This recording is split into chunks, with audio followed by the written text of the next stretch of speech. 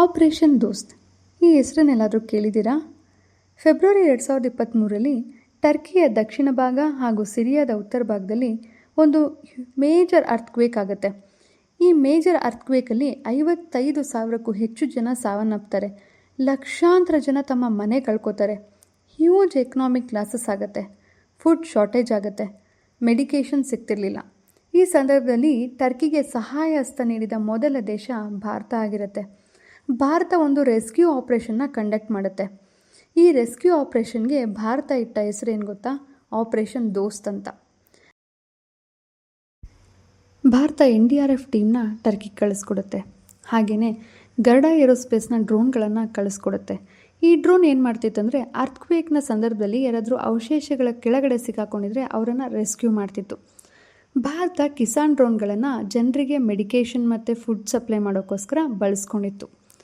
Turkey ಆ ಸಂದರ್ಭದಲ್ಲಿ ಭಾರತವನ್ನು ಹಾಡಿ ಹೊಗಳಿತ್ತು.